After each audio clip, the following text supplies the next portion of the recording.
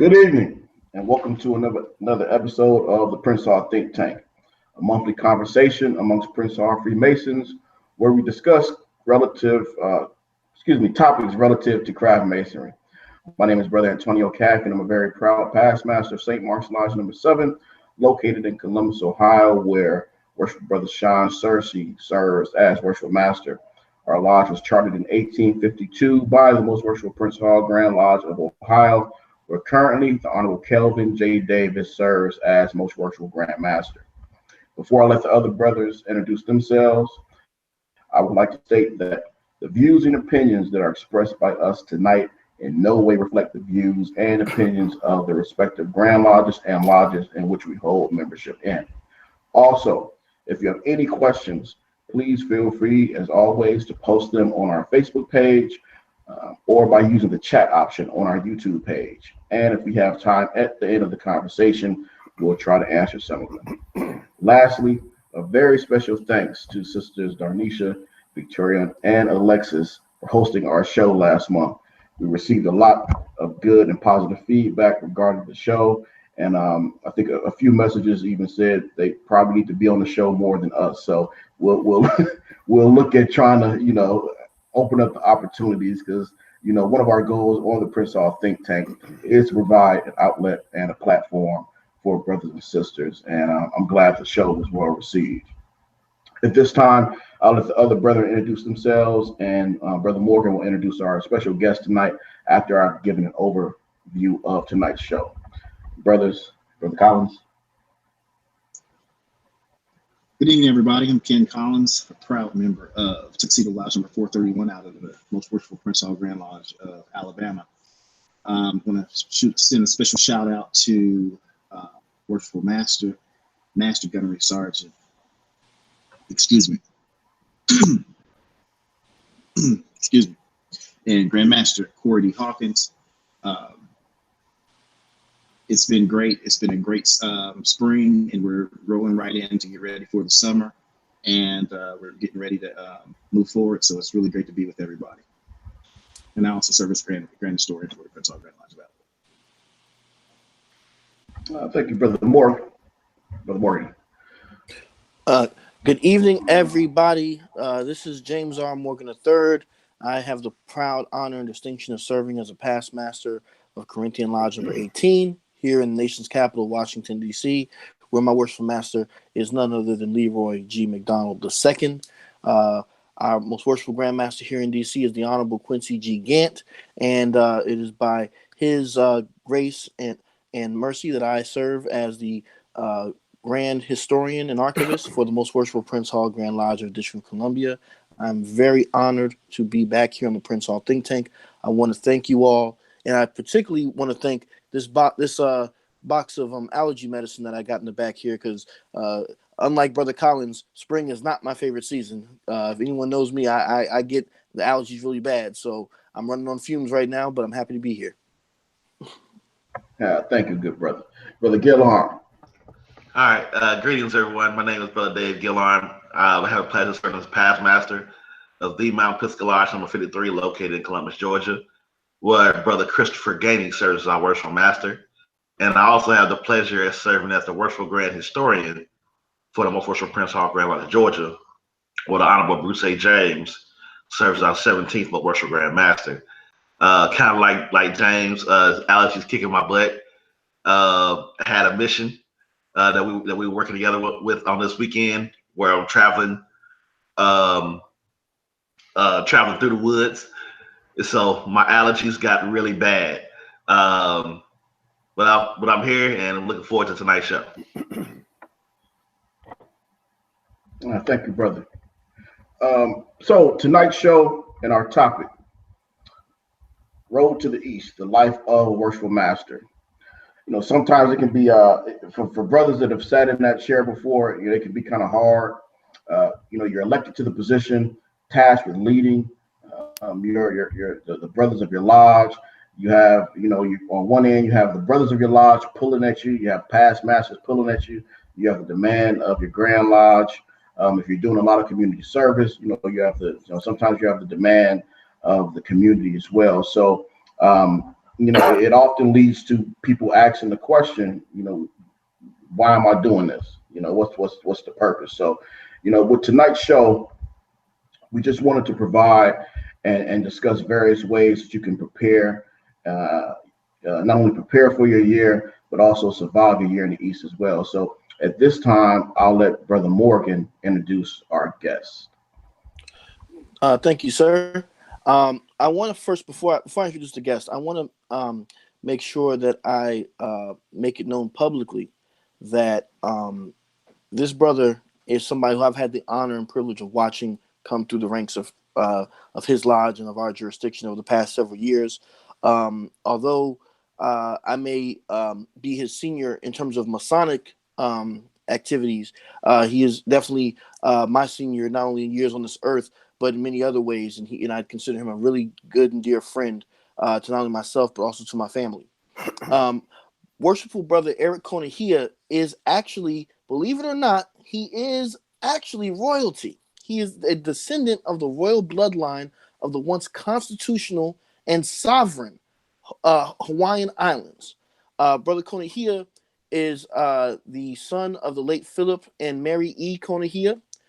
He has over 30 years of law enforcement experience, and he is the president of the BPI group and chairman of Boner. How do I say this? Bo Energies. Bo Energies. Pardon me. Bo Energies Group LLC. And he and through his company, he provides security education and training and other consulting services. Brother Konahia is a published author who's written a number of white papers on the security industry and has been noted to be one of the individuals who's actually changed the direction of the security field. He co-authored in 2016 the book Securing the Sacred, Making Your House of Worship a Safer Place. And I think that is very relevant for us as we reflect on events such as Mother Emanuel AME shooting and the recent synagogue shooting that happened the other day, I believe out in California. So the brother is right on time with his information. Masonically, in December of 2018, he was appointed by Grandmaster Quincy Gant to serve as the new Worshipful Grand Editor-in-Chief of the Prince Hall Masonic Digest here in D.C. He serves as the Minister of State for the Lewis W. Roy Sr. Council Deliberation of the Ancient Accepted Scottish Rite. And he is also the president of the John D. Howard Commanders of the Rite. So this brother is leading the way. Every time he steps into something, he's leading the pack. He was also a member of the 2017 Howard L. Woods class of the United Supreme Council, Ancient Accepted Scottish Rite, Southern Jurisdiction. And as our topic alludes to tonight, he is a past master of the Fellowship Lodge number 26 here in Washington, D.C. And in 2018, he was selected to be the Worshipful Master of the Year for 2018. And I was sitting right next to him when he got that award. And let me tell you something. In my opinion, for last year, that award could not have gone to anybody else more deserving. Brothers and sisters, Prince Hall Think Tank, please welcome Eric Konahia to the Prince Hall Think Tank, ladies and gentlemen. Good evening. Good evening. Good evening. Good evening. Good evening. Good evening, brother. Good evening. Real quick, I want to thank the Grandmaster Quincy G. Gant for allowing me to have the privilege to be on this show tonight. For those of you in the Scottish Rite, he gave me liberty to pass. He gave me those letters that are on that bridge to come over here to talk to you guys tonight without having any recourse, in the sense that I didn't get permission. So I have full permission. And Grandmaster Gant, if you're watching, thank you. It's always a good thing. Okay, so Brother Eric, we can just jump right into it.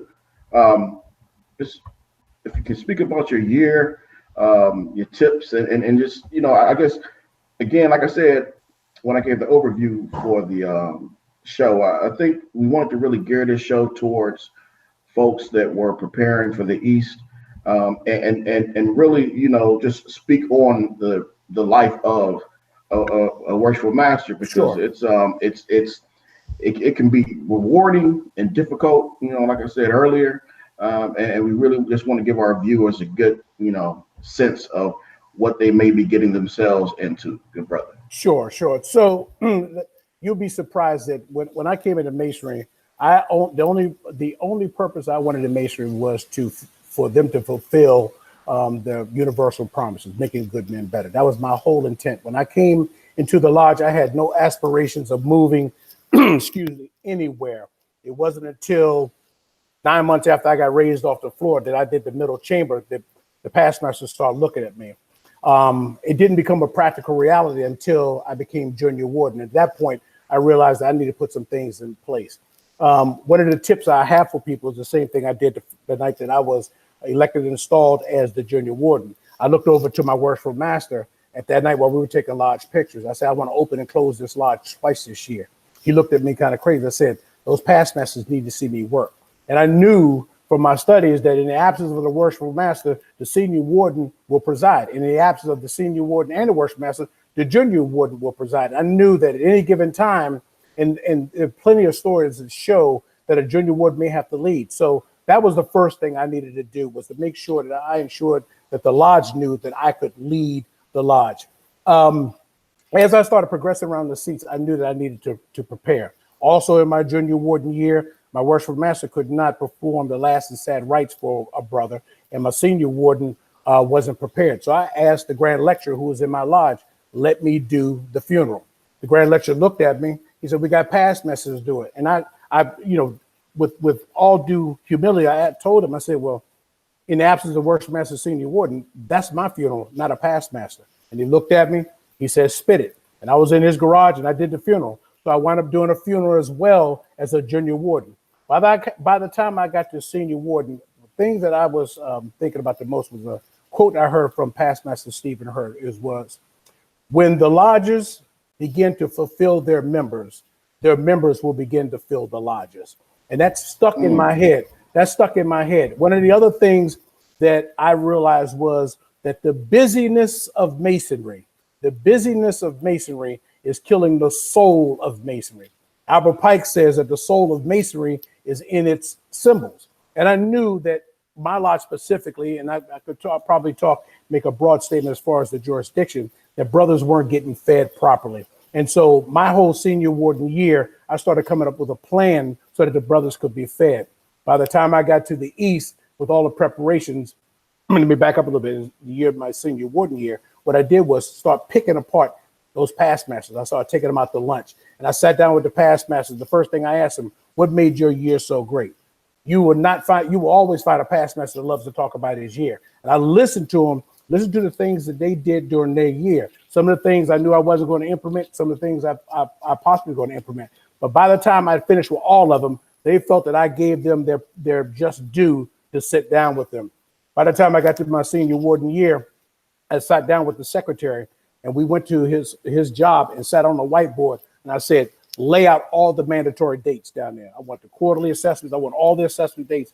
And then we planned out my year. I said 90 days before every hard date, I want a warning so that I can put the motion on the floor and we wouldn't be stuck with not paying bills. And that was one of the first things that I did, was to keep the lodge on time with their bills. By the time I got to the worshipful master, one of the things I wanted to implement was the master's minute. Before we closed each night, I did a lecture, to the point that I think it was March or April. I had illustrious Ken Collins and past master Damien Jack, who drove up from North Carolina and stayed at my house, because that's what I was heard that Mason's supposed to do. You're supposed to house a brother. He stayed at my house, and both of them gave a lecture one night.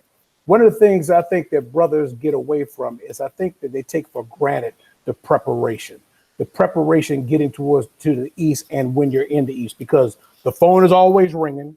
And when it's not ringing, you're waiting for it to ring. Something's always going on. And when nothing's going on, it's going on. You just haven't heard about it yet.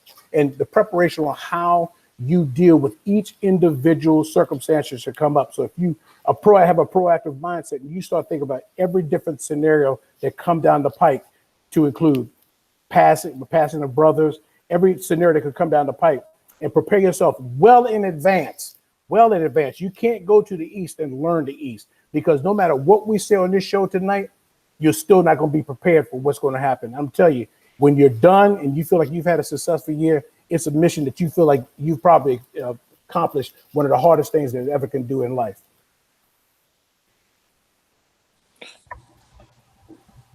Wow. I mean, so you said a lot. and by looking at some of the comments from our viewers trying to look into the show, they're really you know, they're really taking, I guess, about the whole preparing, and it just for me, it sounds like you're taking it seriously.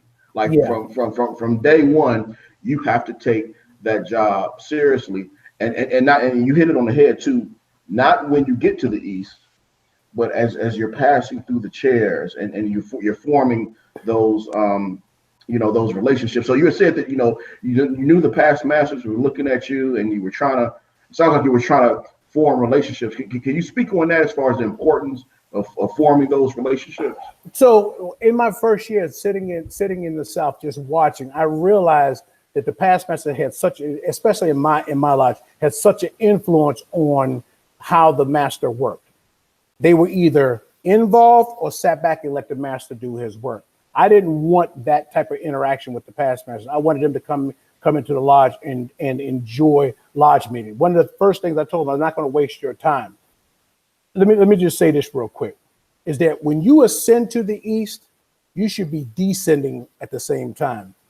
The worshipful master should, once you ascend to the East, you should be the master of the worship and not the worshipful master. You should be leading your brothers spiritually and in every other way possible, making them better, making them better men. And I think that one of the successes that I had is that a lot of brothers, they make the biggest mistake and says, I'm the boss. No, actually, you're the leaser of these. You're the leaser of these as the worshipful master. And until brothers can transition, that as you ascend, you're actually descending in stature, and brothers are looking to you for guidance. I think we've lost that art of being a good worshipful master. That art has been lost in the sense that most brothers think that they are the boss. And the relationships, the forging relationships all along the way, or spreading the cement along the way, actually helps you out in the end. Because when I asked the past master for help, if I did, they were jumping over top of each other to help out. I mean, there was never a committee that I needed, that if I needed a past master to oversee, that they told me no. It was just the relationship over those 2 years from junior warden to senior warden had been forged with those past masters, that they were ready for me to ascend to the East. And the night that I ascended to the East, I charged my lodge with a lot of things. I said, the business of masonry is killing the soul of masonry. So what I did is I drastically reduced the fundraising events down to just 2. I reduced it down to 2 because I felt that we were taxing the brothers so much that when you really needed them, they were burnt out. They were burnt out. I was not one of those worshipful masters, and I didn't want to be one of those worshipful masters that when you had an event, you automatically gave 10 tickets to every line officer and tell them I don't want any tickets back. I felt that they paid their dues. They paid their dues already to be a member of the lodge. If you're taxing them, and a lot of these brothers were buying all the tickets, giving the money back, then you have an event that's successful financially, but when guests do come, the room is empty. So how do you measure success? By a packed room or making money? And for me, I reduced it to 2 events. I did a cruise last year that was phenomenal and successful, and I did my Master Mason's ball. And the night that the day that we did our 3rd degree, I had 9 jurisdictions coming into my lodge. It took an hour and a half to get everybody in, and I had 2 lodges from Florida came up. And that is not a lie. I was there. I had to sit down and stand up, like everybody else. Every time one of those worshipful masters came in, he is telling y'all the 100% truth. And I definitely lost about 3 pounds that day. So, I mean, besides, because we have this conversation a lot too, with lodges, and you have to give the brethren a reason to come to the lodge. I always tell people, like, I didn't get into masonry to, learn about, fish fries, banquets, raffles, scholarships. Those are important because for some lodges, they need that as far as to generate revenue. But in regards to why men join the lodge, they become Freemasons to learn about Freemasonry. And you said earlier that, you make sure that, near the end of your meeting that you have some type of lecture or some, you impart some type of light. Can you speak on like I guess not only the importance of that, but I guess the reaction that you received from your lodge members with that? So I'll give you an example. So at my first lodge meeting in December, after I was installed, in the East, I had a cup, and I reached in my pocket and pulled out a dime. I said, for the intent of this conversation, this dime is God. No disrespect to anybody, but for the content of this conversation, this lecture, this dime is God. I put the dime, dropped it in the cup. I said, where's God? Everybody said in the cup. So that's the biggest mistake you made.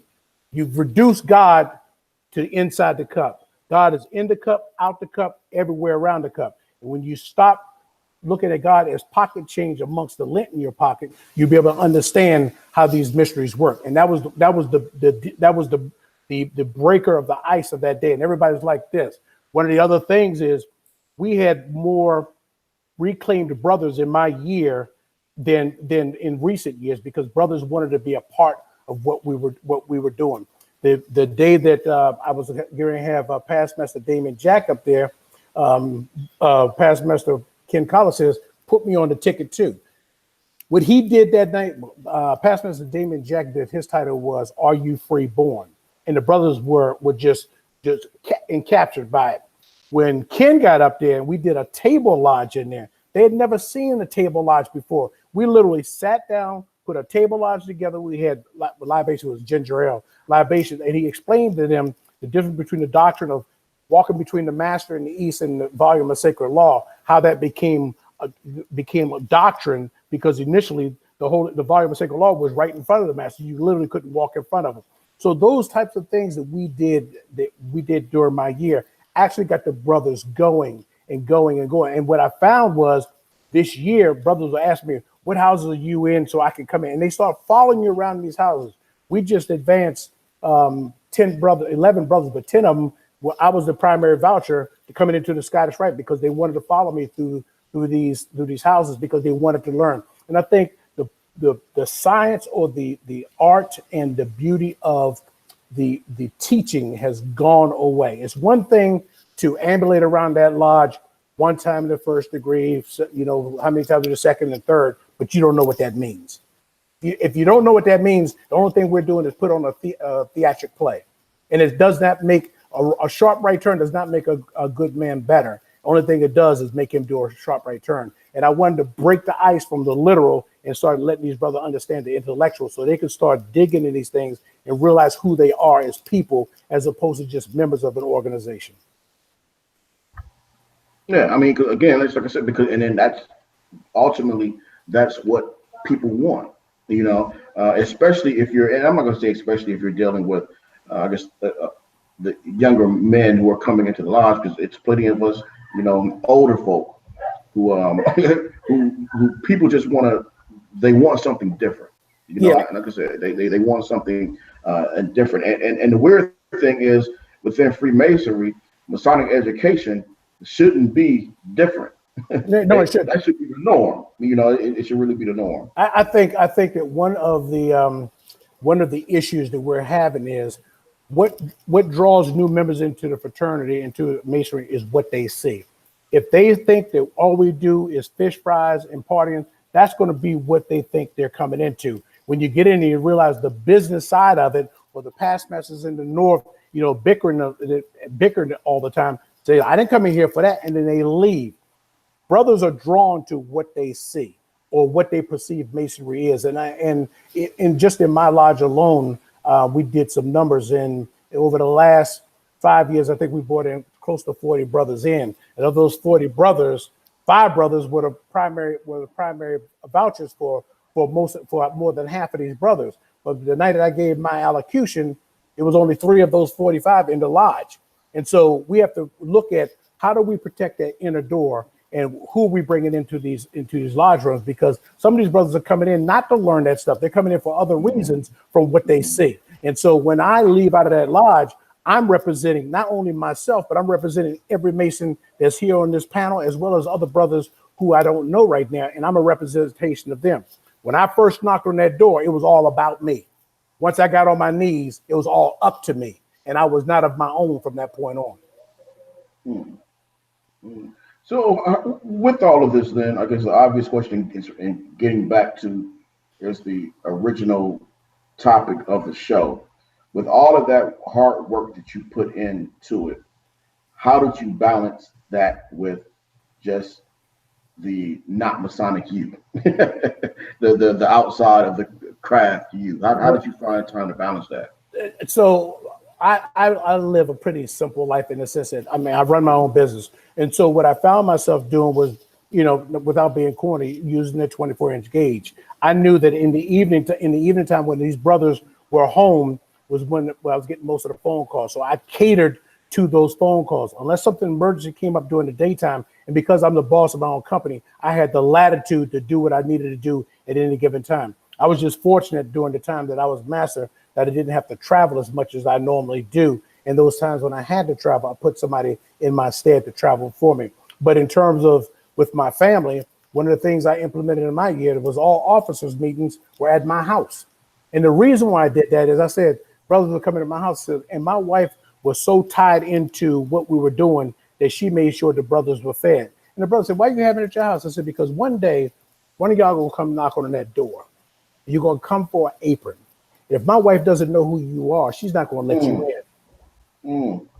She's not gonna let you in. And that came back from the year that I was junior ward when I did the funeral, and I had done the first degree already, and the part with the apron, and I saw the past masters crying, and I didn't know if it was because of the way I gave the lecture or because of the apron. But it wasn't until I did that brother's funeral that when I presented the apron and did that dissertation, and I realized the brevity of that moment. I came home that day, and my wife was in the kitchen. I opened up my apron case. I said, come here for a minute. I said, one day there's going to be a knock on her door, and they're coming for this. And I pointed her white apron.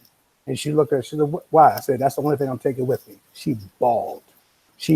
But I knew that when that knock came on the door, my wife needed to know who my lodge brothers were. And so I bought up every lodge meeting. That entire year was in my house. I'm choked up over that, good brother. Exactly. I'm making me go upstairs now. Take my apron up to my wife. Like, hey, look. And we moved into a new home a couple of years ago, and I purposely invited Masons to my housewarming. Ken was there. I mean, I had a bevy of Masons that came to my house because I needed them to know who my wife was. Because at any given time, if I said, look, I need you to go to my house. If I called Ken, I said, Ken, I need you to go to my house and make sure my wife's okay. My wife knows who Ken is when he knocks on the door. You know, those days we because of our lives are so fast and social media has separated us from really spreading cement with each other.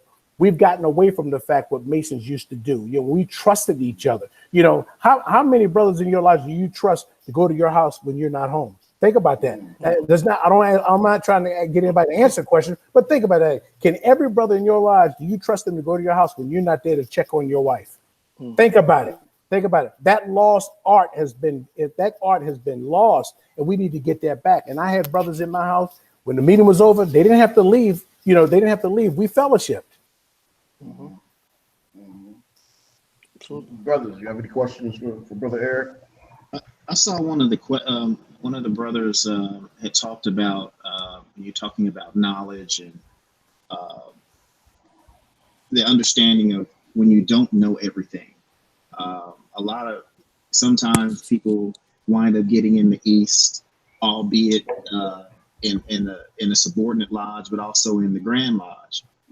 We have brothers that get in the East and they think that they literally know everything.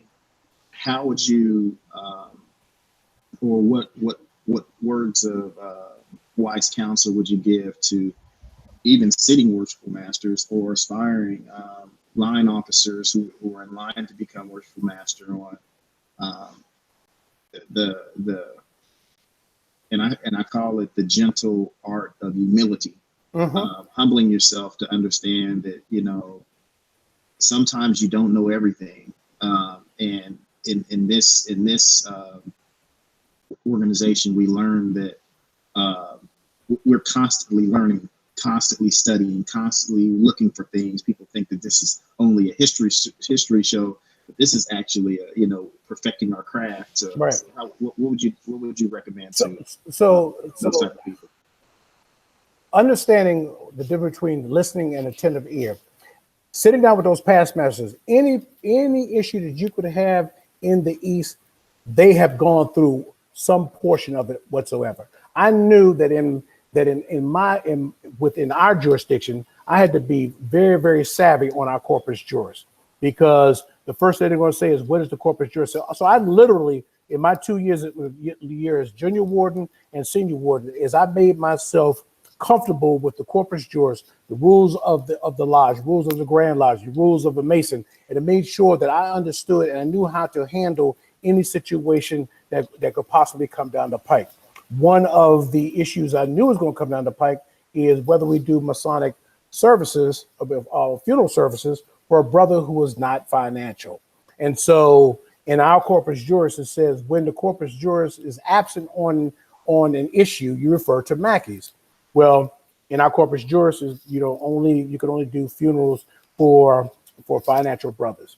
And so we were going back and forth on affiliated, non-affiliated, and non-worthy and worthy brothers. So I went to Mackey's. Mackey addressed it, that you only become unworthy is when you become suspended.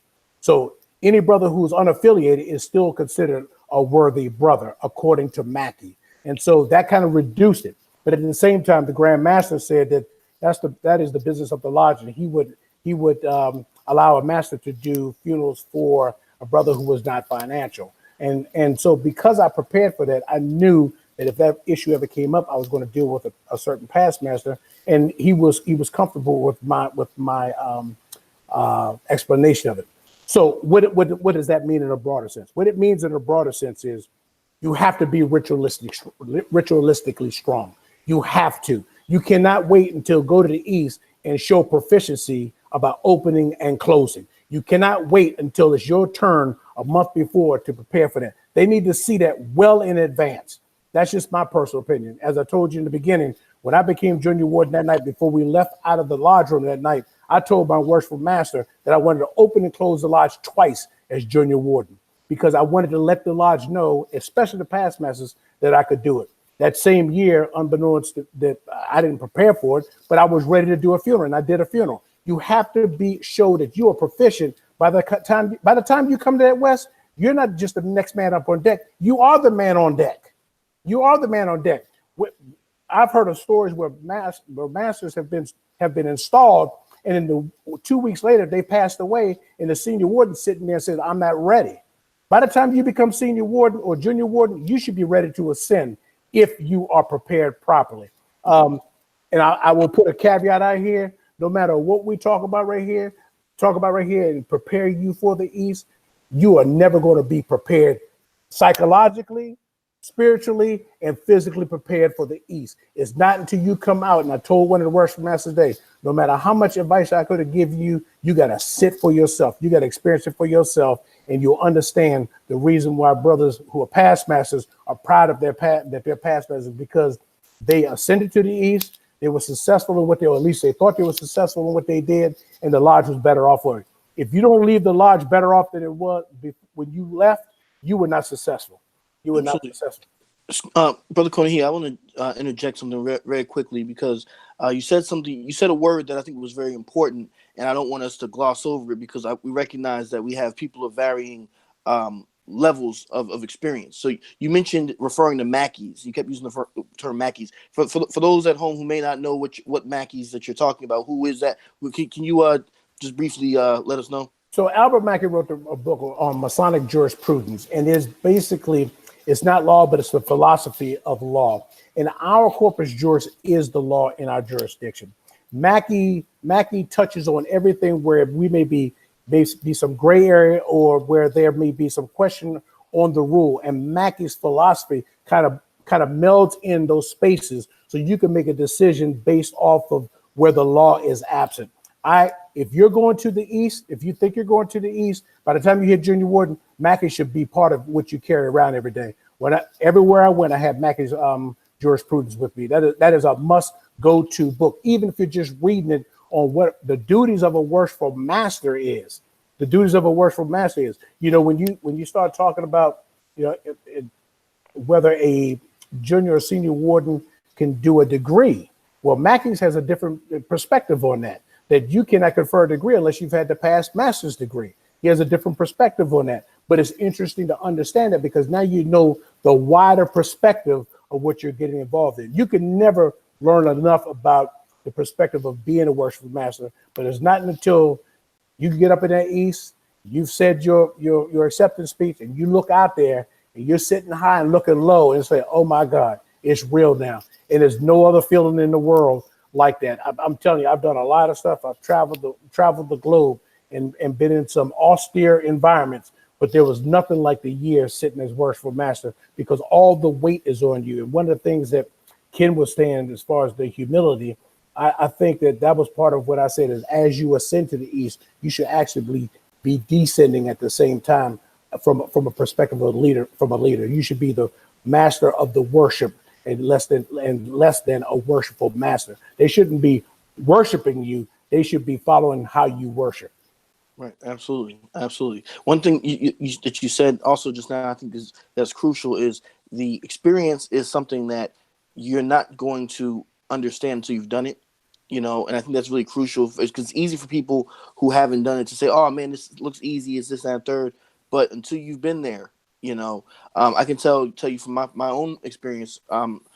My first meeting as worshipful master, we got the guys in there, we opened up, ritualistically everything was great, and literally I sat there in the East looking at the brothers, and I was waiting on them, and they were staring at me, and I'm like, all right, let's go. And they're like, worshipful master, you're in charge, what do you want us to do? And I'm like, oh, that's right.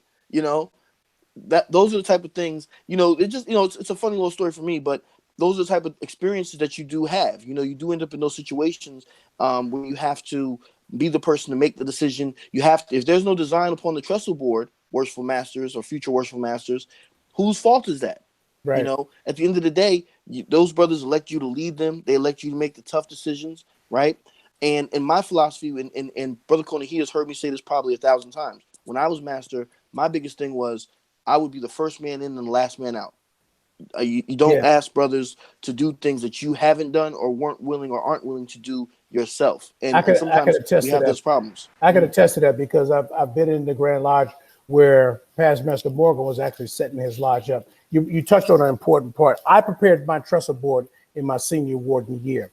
I told the past masters that if I was not handing out trestle boards the night that I was installed, to walk me out of the East. After I got installed, I pulled out a box, gave it to the secretary, and he signed out trestle boards the night that I got installed. Why wait until March? If you're sitting in the East for 3 months and the lodge doesn't have your trestle board, how can you lead if you don't even have a plan for them to follow? So I prepared my trestle board in my senior warden year, and when I got to the East that night, I had a box coming with me with the trestle boards in hand, so that they knew my plan. But the other thing I did, just listen to the past masters. It's funny, little teeny side note. The trestle boards started getting really big, so you had to carry them in a briefcase. I went up to our library, and I started looking at all the old trestle boards. So I reduced the size so they can carry it in their pocket. Man, when they started handing those trestle boards, they were like, that's what I'm talking about. So the brothers kept their trestle boards in their pocket. Little teeny things like that. When they talk about the good old days, we've gotten so far away from little teeny things like that. Don't hurt you to change back and let these brothers say, this is a better way of doing it, so we don't have to look for our trestle boards later. But I know it doesn't seem big for a lot of people, but little teeny things like that go a long, long way.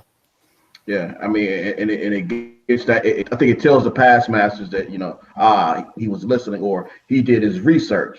Yep. Yeah. So with that, and Brother Eric, again, because I'm wrong, we're going to come back to you on some topics. Because I think if we didn't, our viewers that are posting these questions and these comments would kill us. So we're going to come back to you definitely.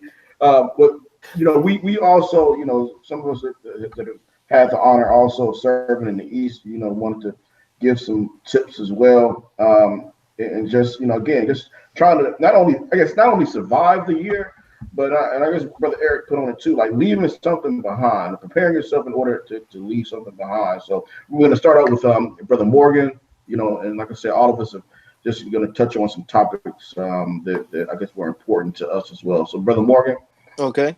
I would say one of the big things that I took from being master was remember that you want to leave qualitative and quantitative results. Everybody who says they want to become a worshipful master, and this conversation I think just doesn't apply to just your Blue Lodge. It can apply to other aspects of your Masonic life or just business in general. But everybody says, "Oh, I want to increase fellowship, and I think we should do better and do this." My question always is how.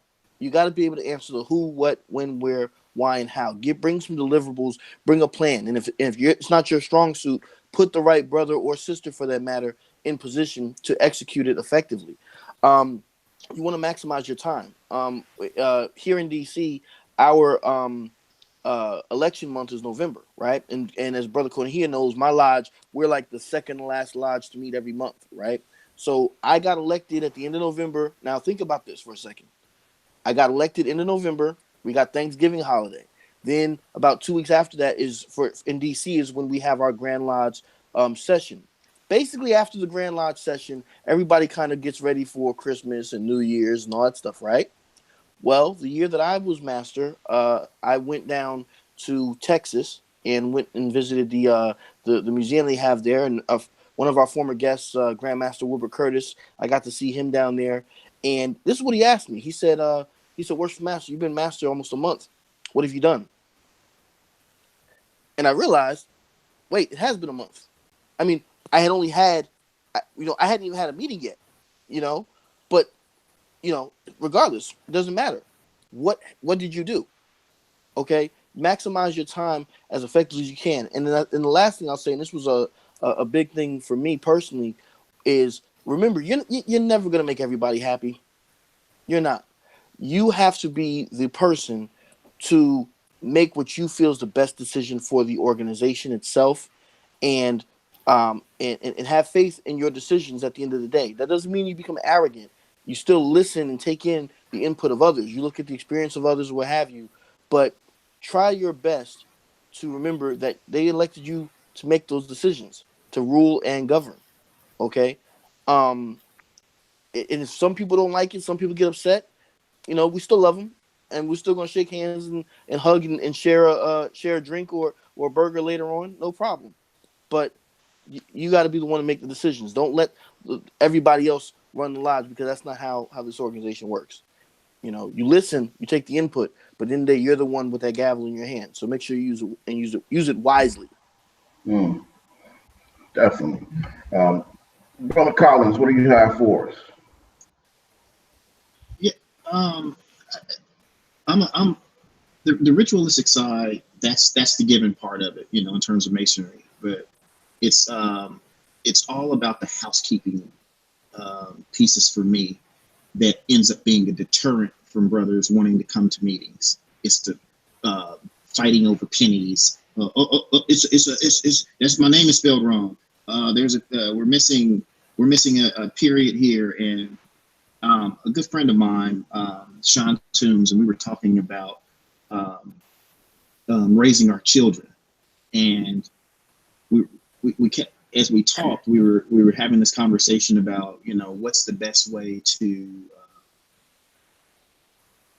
raise our kids, because our parents, the way that our parents raised us, and I'm not likening the lodge to our parents, but it's the same philosophical thought in dealing with this, because what we end up seeing is everybody that comes into a lodge, the first thing they want to say is, well, they're doing this wrong.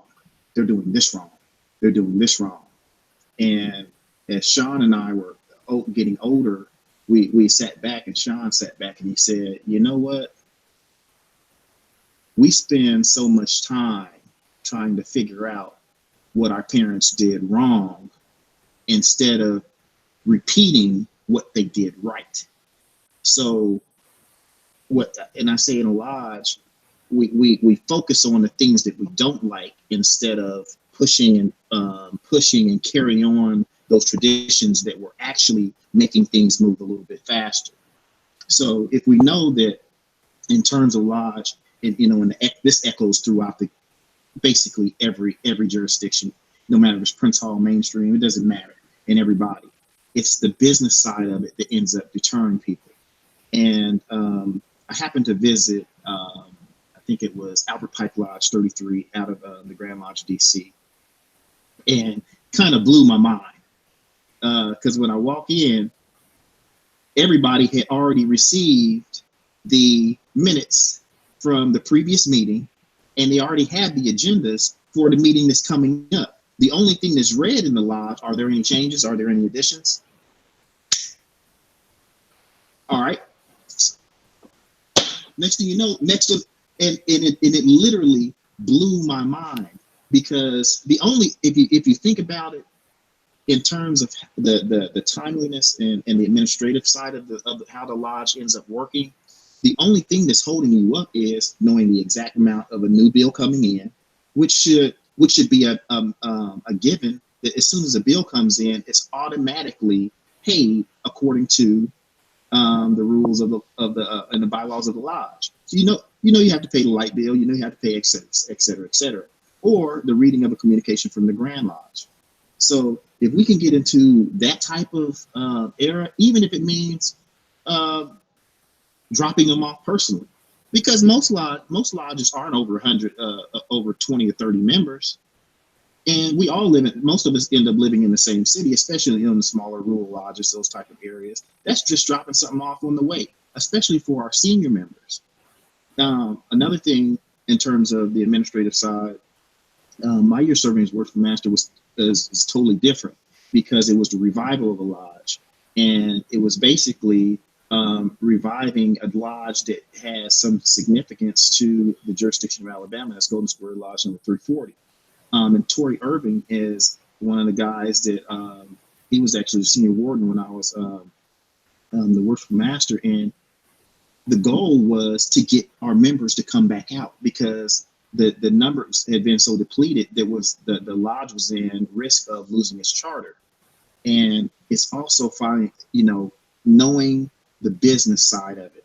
You have to turn your reports into the Grand Lodge. Talking to the ladies in the at the Grand Lodge office to make sure we find the appropriate addresses. Are they updated address? Who are the old members? Who had been suspended? Can we pull the old rolls? Let's pull the old rolls. And then that's how I think that you can move things forward in terms of keeping your members activated. And what ends up happening when I come out, Torrey goes in, Torrey runs away with things.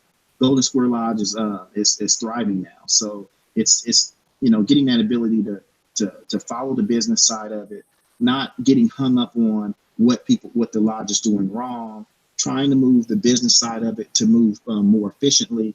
Those are the type of things I think could end up helping out in terms of a lodge business. Yeah, I mean, and those things, because that's one thing that I've always wondered as far as like when it comes to the minutes and reading those. And while again, one hand, it's very important to get that out, but when you're trying to, which in my opinion you should be, trying to get past the business of the lodge so you can get to the real business of the lodge, which in my opinion, again, is Masonic education. How can we expedite those things in order to get, try to get by those things as fast as we can to get to the meat of the meeting, I guess for lack of a better time. So, with me, I just want to touch on a couple things right quick, before we get to Brother Gillard. And I asked Brother Eric this earlier as far as just finding that balance between, your personal life and your Masonic life. I found, and it's almost been over 20 years since I've been in the East. I know I'm not trying to be that. I'm not that old guy. Like back in my day, we did it like this. Or I'm not saying that, but so you're telling me you're the senior past master on the on this panel tonight, Brother Caffey? I don't know. I'm not gonna ask. What years you all served, because then that would make me feel old, and I'm not trying to feel old. So I'm not just gonna saying we can get you the walking stuff. Never mind. Right. So one thing, and I guess, and these are things, I think Brother Eric hit on a little bit of this too. Some of the things that I'm about to say now are things that I found out after I got out of the East, that I wish I would have known, because like you said, you try to prepare yourself as much as you can, but it gets to the point where it's just, it's okay, go. You got to go, and you're going to have to experience things in order to truly learn. So just a couple quick tips that I've learned. If you're married or involved with if you have a significant other, have the conversation about presiding in the East before you get in the East, well before you get in the East. If you have aspirations of one day leading the lodge, start having that conversation now, so that, again, Brother Eric hit on this too, so that your spouse or significant other can start to familiarize herself with not only the lodge, but the amount of time that it's going to take for someone to successfully lead the lodge. The last thing you want to do is come home the night you're elected and say, hey, baby, guess what? I just was elected Worshipful Master of the Lodge. You might be packing your bags once she finds out how much time that's going to take you away from the house. So just have those conversations, before you get to the lodge. Learn to delegate. Learn to train your folks. As Brother James said earlier, put those designs on that trestle board. Train your folks, instruct your folks, and then learn the art of delegation. You're responsible for it, but you should also have the line set up to where you can delegate some tasks. Because one, you can't do it all. Two, you need to start training the folks that are behind you and that's coming up, and then keeping them engaged too. Not only the people that are in the line, but also using some of your members that aren't in the line and keep them involved and keep them engaged too. So, learn to delegate. And although I didn't agree with his politics in the 80s, one thing that Ronald Reagan said that I've always trusted and used, trust that they're going to do that, but verify as well.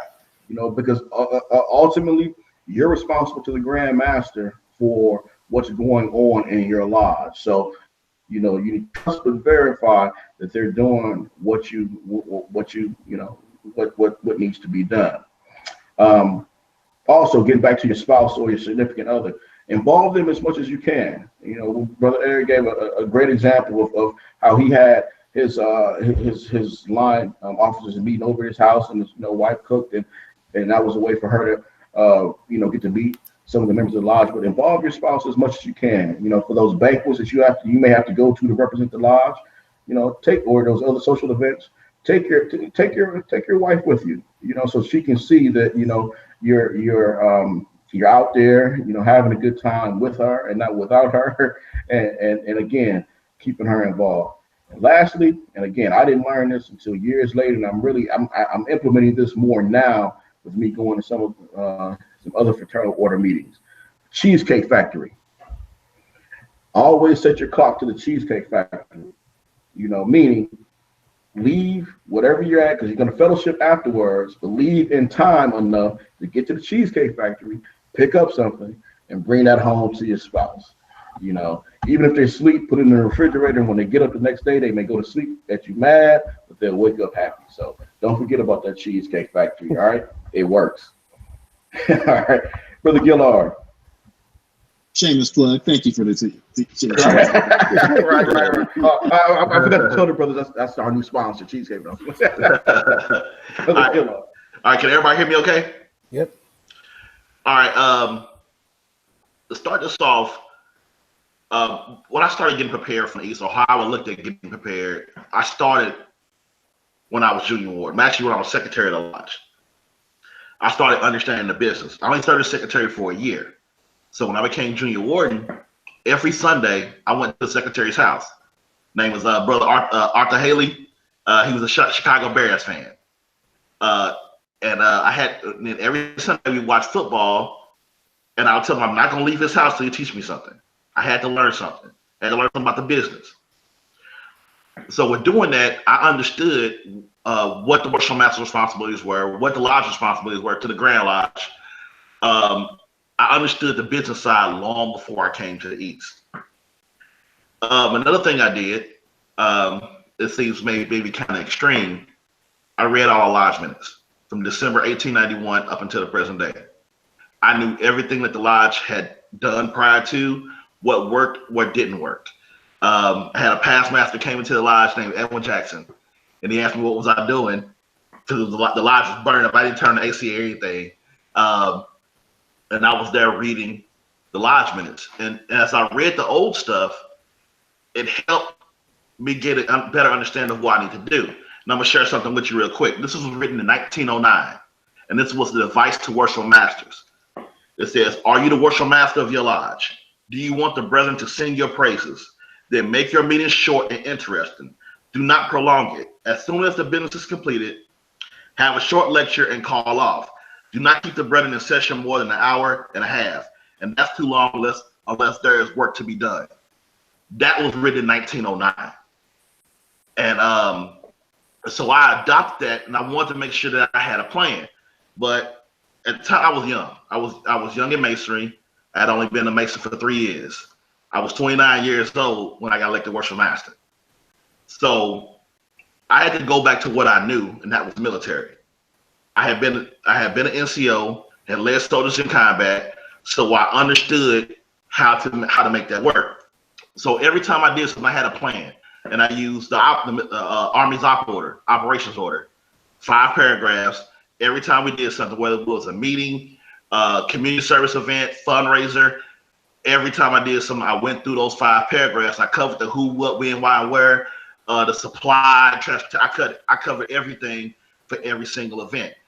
And then the biggest thing I did, I read the NCO Creed every single day. And for those that are Army, you know about the NCO Creed. And the second paragraph of that kind of stuck to me. And I'm going to read this real quick. Because competence is my watchword. My 2 basic responsibilities will always be uppermost in my mind: accomplishment of my mission and the welfare of my soldiers. I will strive to remain technically and tactically proficient. I am aware of my role as a non-commissioned officer. I will fulfill my responsibilities inherent in that role. All soldiers are entitled to outstanding leadership. I will provide that leadership. I know my soldiers, and I will always place their needs above my own. I will communicate consistently with my soldiers and never leave them uninformed. I will be fair and impartial when recommending both awards and punishment. So what I did, I adapted that to the lodge, and those soldiers were the members. So I always need to keep the members involved. I need to keep them informed of everything that the lodge was doing. I need to take care of them. And a soldier on the field, your NCO got to make sure that you get food. Well, in the lodge, I need to make sure that you get a lecture, that you get some type of education. I cannot let you leave out the lodge without giving you something. And I felt that helped make everything run a little smoother. Also, as Brother Caffey stated with the delegation, as worship master, you can't do everything. You can't be in every place, every single, all the time. You can't do it. It's impossible.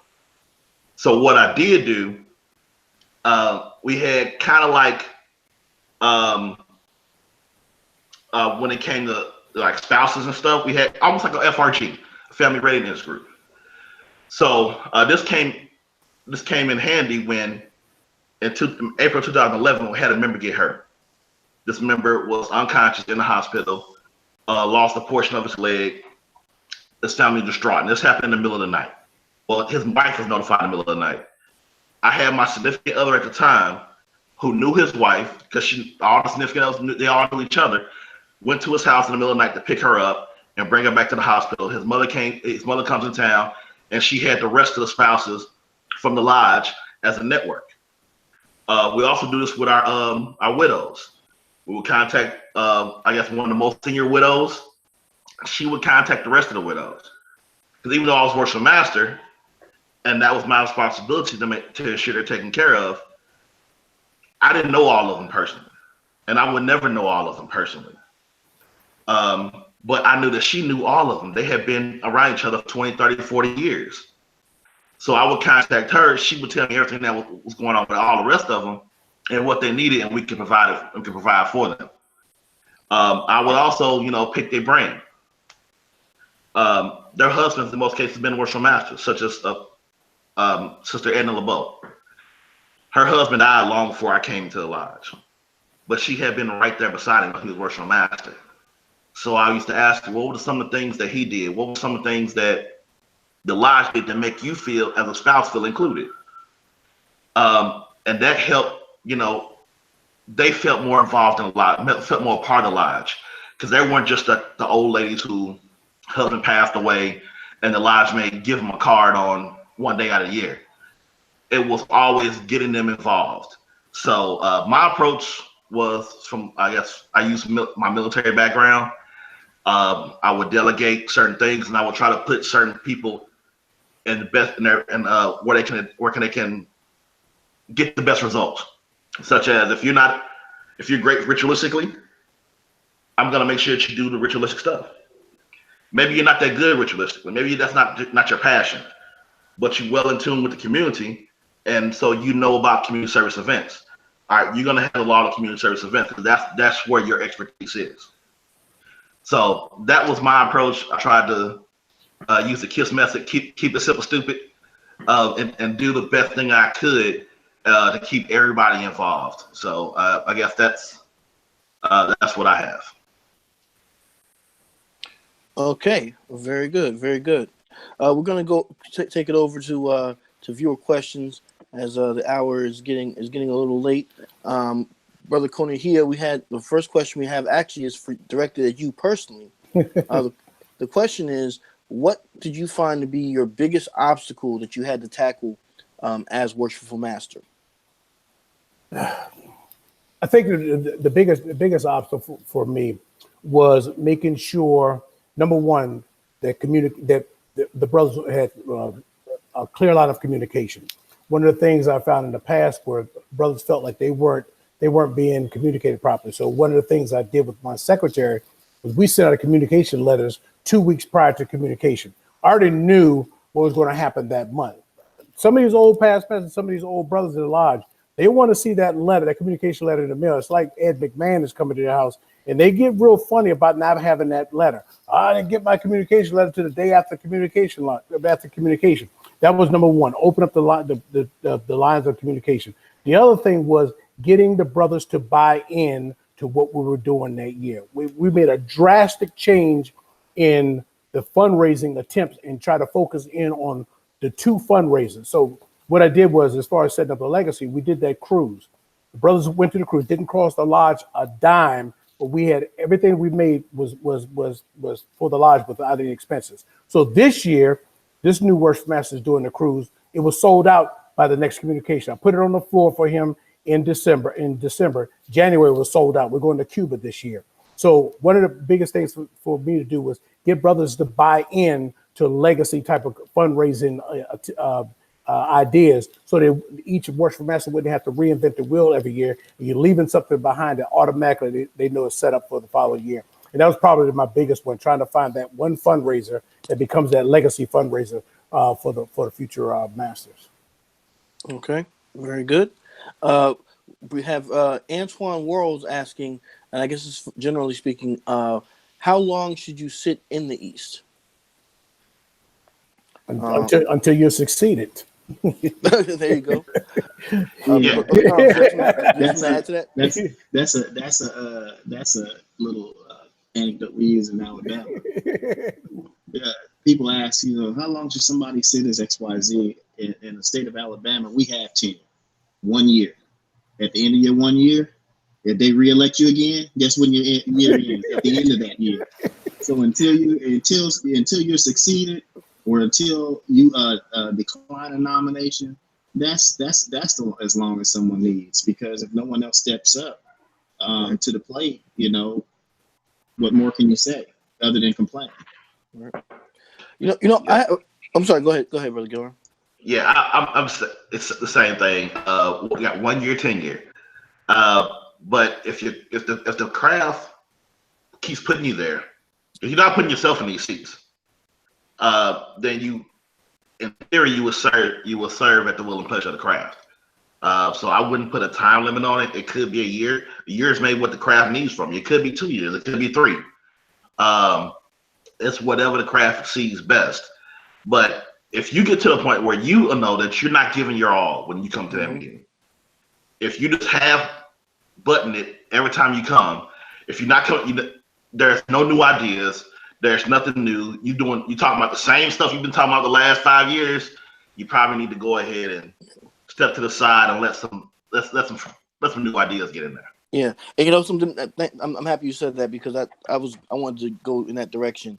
I had a good brother, past master Jeff Holt, here in DC, say something to me a little while before I got into Masonry. And the thing that was kind of interesting with him is that, not to put him on blast, but in the Grand Lodge of DC, they allow for plural membership. So with Brother Holt, what he did was he actually served as master. I think it was like 5 consecutive years of like 5 different lodges or something like that. And so in having that conversation with him, he told me, because I had the same question. He was like, dude, what are you doing? He said you should serve as master of your lodge until you become bitter about it.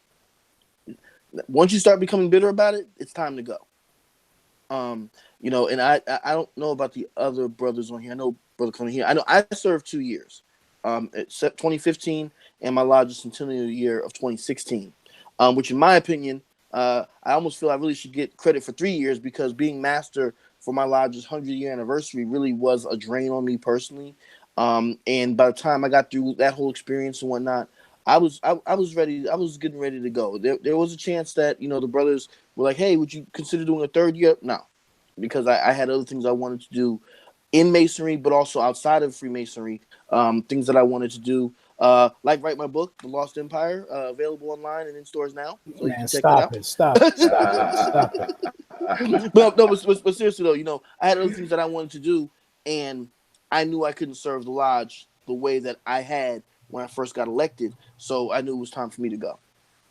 And I think it also varies, and it depends on your lodge.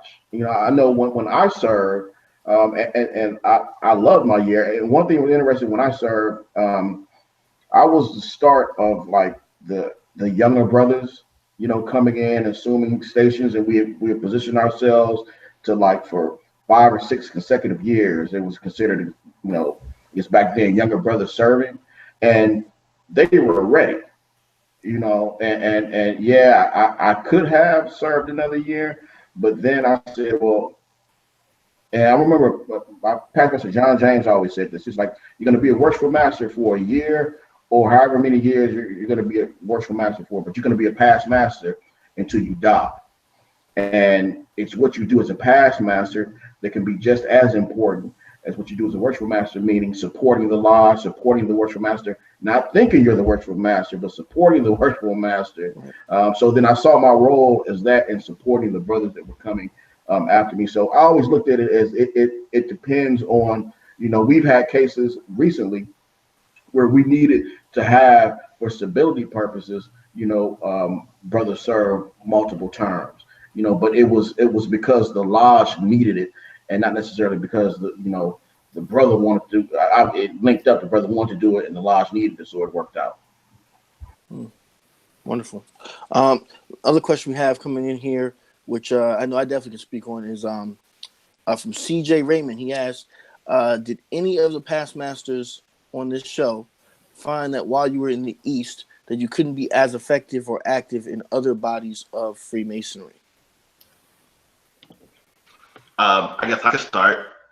Yeah, I was very active. I didn't have, as good friend and brother Eric Conahia said, it's not the same. I learned how to use my 24-inch gauge.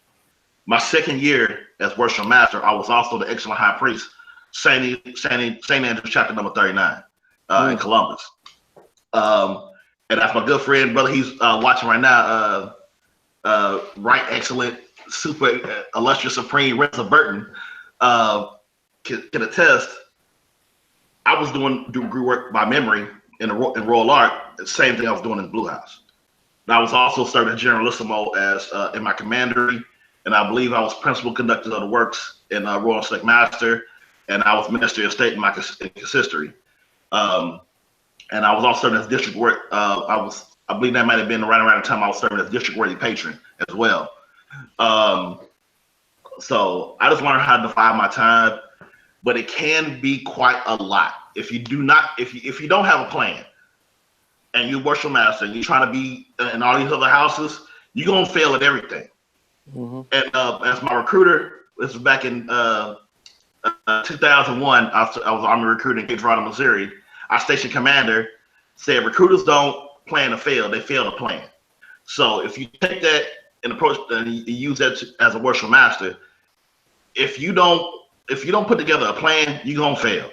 So if you're not figuring out all these houses that you're in, what events that you can attend, what you can attend, how you can be effective in all of them, and you just out there just doing stuff, you're not gonna be effective in anything. Right. And you know, Dave, I'm sorry, go ahead. I think that we were talking about the other houses. I think the one house that you have to be proficient in when you're in the East is your own house. We touched on that. My wife bought into my year. She knew what to expect. In my senior warden year, those events, that Grand Lodge events and Eastern Star events that I knew that I had to attend in the year that I was going to be master, I invited her to go out the year before so she could get her legs together for the arduous schedule. The times that she didn't go, I said, mark this in your calendar because next year as master, you have to go with me. So when I became master, she knew that as I sat in the East, she was symbolically sitting in the East at home, because when I'm gone from my house, she doesn't pick up my 50%, she picks up my 100%. And if your spouse or significant other is not sold into you being worshipful master, you can forget about all the houses of Scottish Rite or York Rite. That's going to be the one that's going to give you the biggest problem. You're not going to be proficient at home. That's right. Yeah. That's exactly right. That's exactly right. Y'all better listen to him. You know, for me, Brother Gillarm and I have that in common, that we, served in the East in multiple houses at the same time. And I mean, it can be a drain on you. As he said, you got to make sure that you have a plan. And in my case, I don't know about Dave. In my case, I was in line in the Scottish Rite in my consistory, and because of some circumstances, I ended up having to serve out somebody else's year in the East while I was still worshipful master. That was a situation that anybody could end up in if you allow for it, and you need to be prepared and say, hey, is this something I can do? Because you never know. I mean, I served one meeting as second lieutenant commander. Next thing I know, I'm in the East in the Scottish Rite and in the lodge. So you want to make sure that you have your calendar together. But I think what Brother Coney has said is probably the most important thing about any of this stuff. If you got a spouse at home, children, work responsibilities, etc., you do not want to be the most excellent worshipful master, worthy matron, or whatever it is in Masonry, and your home life is falling apart. It's not worth it. You want to make sure that you're always, and Brother Coney has been great. I can attest, having being in the same jurisdiction as him, that his lovely wife and family is very supportive of him, and I wish that more of us utilize those models. A lot of us, we think of our time in Masonry as a way to get away from home, when in fact I think it should be just the opposite. That's why I like being home now. Now I'm out of the East, but also still contributing to my lodge. Yeah. So I believe that was the last question for the evening. So Brother Caffey, I'll give it back over to you. Okay. Thank you, brother. So closing thoughts. Hey, Brother Caffey. Said tonight. I'm looking at the comments, both on YouTube and our Facebook page. A lot of great comments. Go ahead, bro. I'm sorry.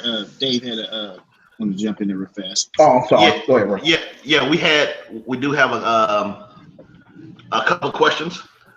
One said, what do the speakers think make a good worship master, and what criteria should make a good worship master?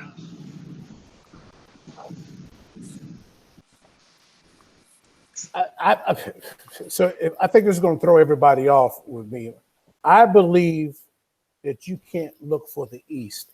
I believe the East finds you. And when I say that is that the criteria is guided by what the lodge sees in you. If you're doing what you're supposed to do, they will see the leader coming around. I don't think that you can formulate your plan and to plan to be the worshipful master and do just enough to get by and be effective. I think that everything that you do, if you're doing it the way you're supposed to do it, the lodge is going to see the leadership skills in you. And some of those things are innate in you, and some of the things you're going to find out once you put that top hat on the first time. It's the hot seat, and I can't intimate that enough to brothers that no matter how much you think you're prepared, something's going to come down the pike that's going to test your resolve and test your humility at the same time.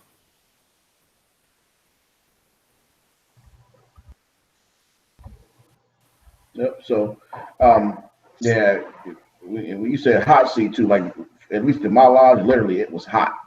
Like I don't care if it was the middle of winter, it was just hot. You know, the lights are shining on you. You know, pressure's on you and everything. You know, and the temperature's hot. So. I had 142 brothers on my rolls.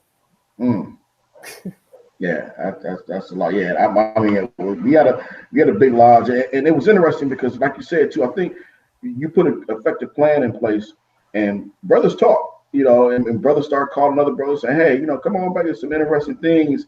And one thing that I always urge people that are aspiring to sit in the East, especially when they get there, keep a diary.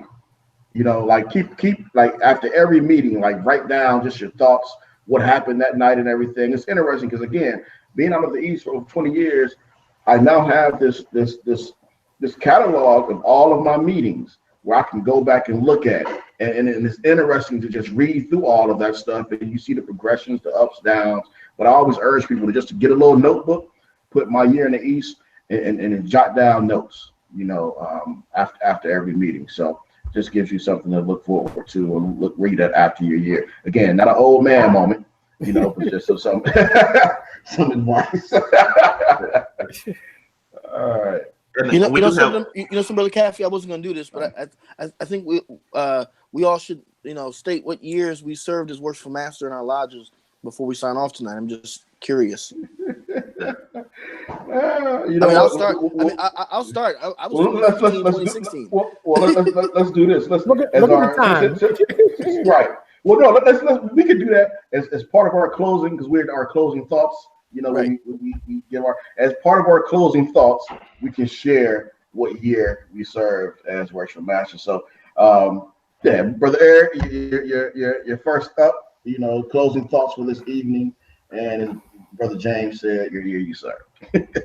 My closing thoughts is sit down with the past masters, ask them what was great about their year. Everybody, all of them have something to impart, regardless of whether they had a good year or bad year. You can learn from what they think they should have done differently. I think that in the totality of sitting down with all of them, what you do is you forge a relationship with them that makes it seem like you care. And at the same time, I've yet to find a past master that does not like to laud about his year. And so you can learn something from the little teeny things that I learned from just sitting down with them, bridge the gap between the ritualistic, the law, and those things that I saw from an administrative standpoint. They kind of bridge the gap. The night after I was installed, I told my secretary to give me the roles from 2 years prior to that when the lodge was over 200 members. And I sent Christmas cards to everybody to let them know I was thinking about them. And then all of a sudden membership started coming in. Brothers have to think that you care about them individually, even though you care about them collectively. And they're not just a dues paying member, but they're actually a brother that you've sworn to have a relationship with.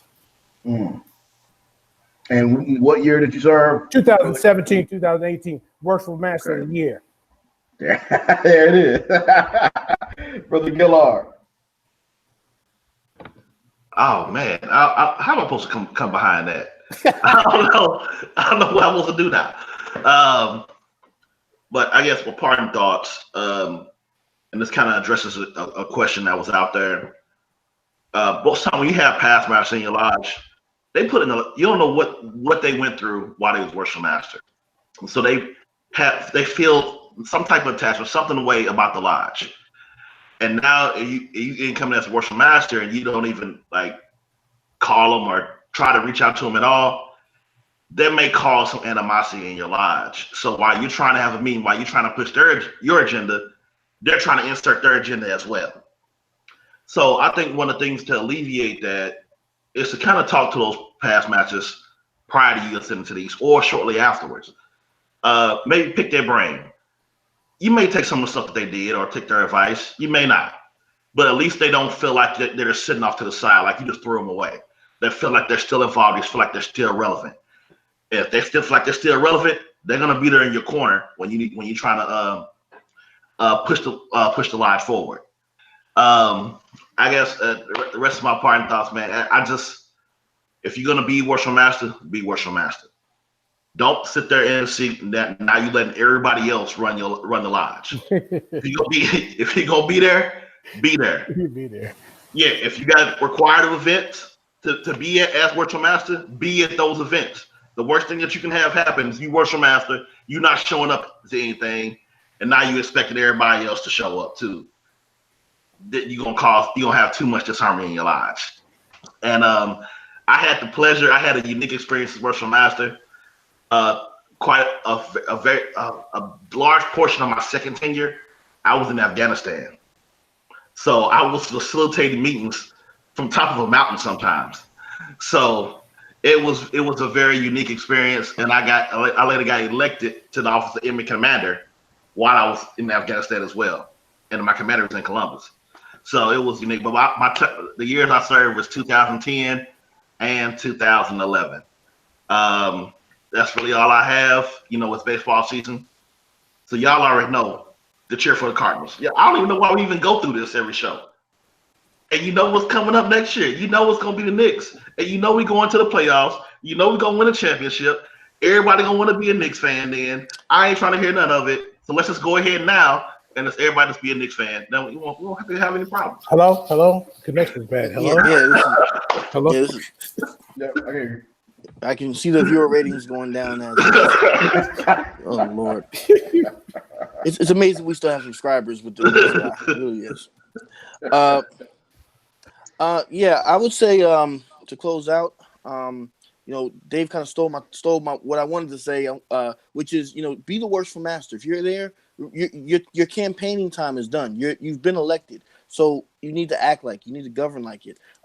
Other thing I'll say is that maintaining relationships and building relationships before you even get to that seat. I don't think we touched on that enough tonight, but make sure that you're building relationships with other lodges in your district or in your jurisdiction, with the leadership as well. I can tell you right now, especially in a small jurisdiction like DC, your time in the East really is impacted by who that person is that's in the Grand East as well. So building a relationship and a rapport with them as well, or in the bigger states, you guys have district deputies and whatnot.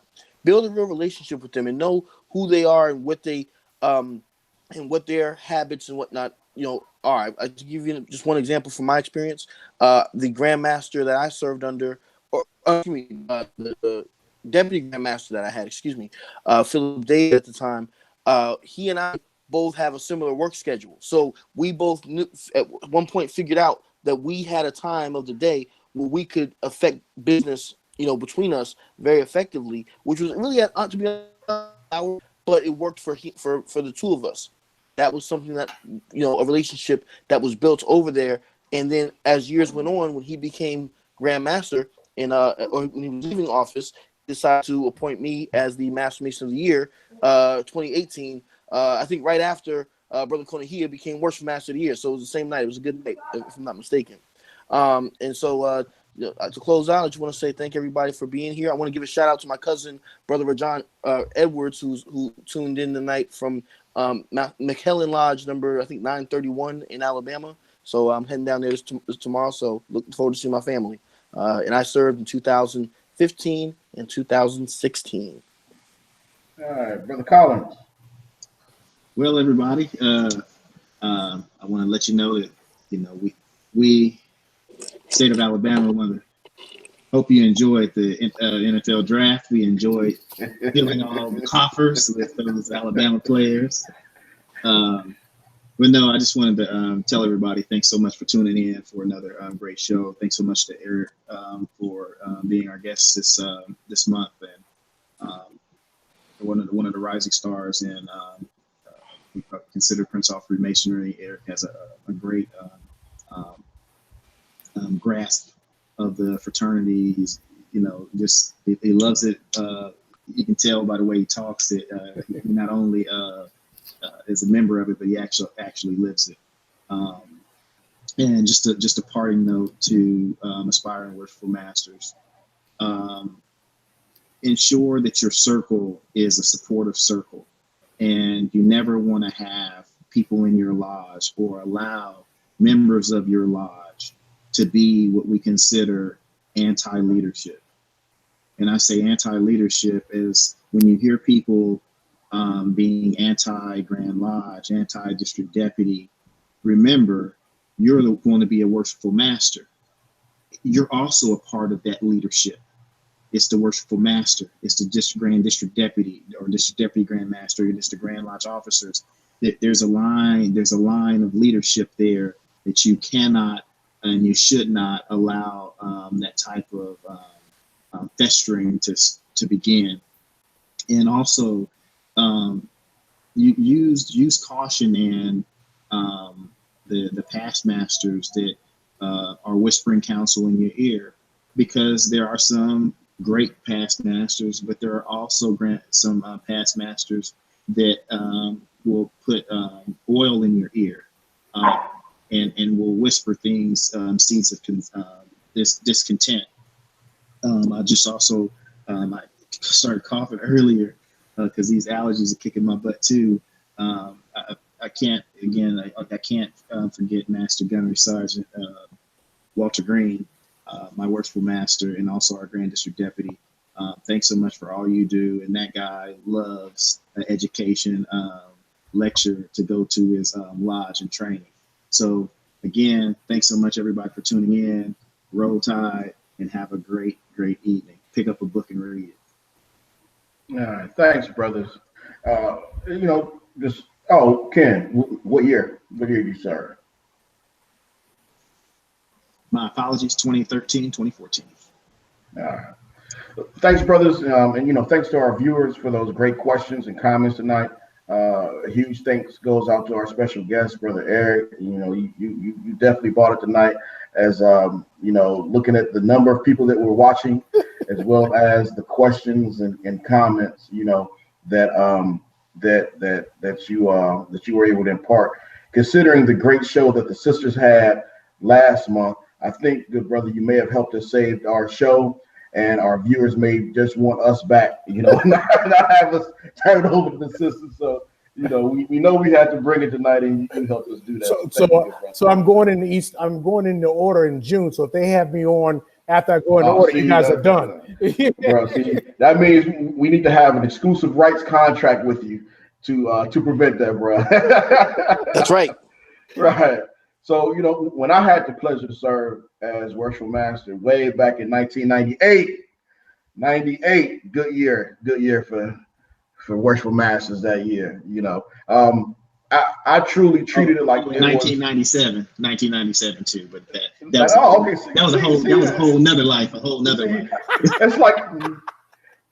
It's like that spade. So he had a spade. He put out what he had. I played the small joker. King just came with the big joker and put it down. See, it's that Alabama Tide stuff that got you doing that, bro. So I treated it like it was another 40-hour-a-week job, literally. I had my day job, and then I had the job of being a worshipful master. And again, I treated it like it was another full-time job. I viewed it as like I was a current caretaker of, my lodge being founded in 1852, over 100-year-old lodge. And I've made a promise to myself that there was no way in the world I was going to let my lodge fail, because it was too much, it was too important, the historical value of it. So one thing that I tried to do was, and I thought about, like, what could I do this year that 10 years from now, the lodge could still benefit from it.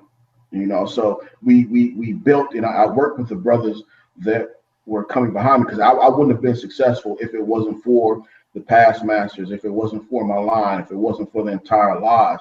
So I always say my year was the lodge's year. The lodge presided, they presided through me. So I've always been indebted to them for seeing in me, the ability to serve as the in the East. So my last thing that I'll say before we close out this evening, and I think this is important too, because a lot of our lodges experience this, where we have our treasurers, our lodge treasurer and our secretary. Oftentimes they're past masters, and a lot of brothers that sit at least in my jurisdiction to sit in those chairs. They do them for like years and years and years. Like, you can look at my apron, and the same past master, same secretary that signed my apron signed a brother's like that came into the lodge 20 years before me, and 10 or 15, like they served a long time. Sometimes that brings about a sense of, I run the lodge from this position, and you have to really have that conversation. And I think it goes back to what Brother Eric said too. As they're seeing you come up and you have that conversation with them, you need to make sure that they understand that you hold the gavel of authority. While you need their help as far as, because they provide that stability for the lodge, you're still the ultimate person or the ultimate authority of that lodge. So it can be tricky how to establish that, but talking to some of the past masters, they'll be able to give you tips on how to manage that, as well as support you if and when something happens. So thanks for joining us tonight. As always, we hope you gain a little insight, and we hope you join us on future episodes of the Prince Hall Think Tank. Have a good evening, and remember, let's teach Masonry in our lodges. Good evening.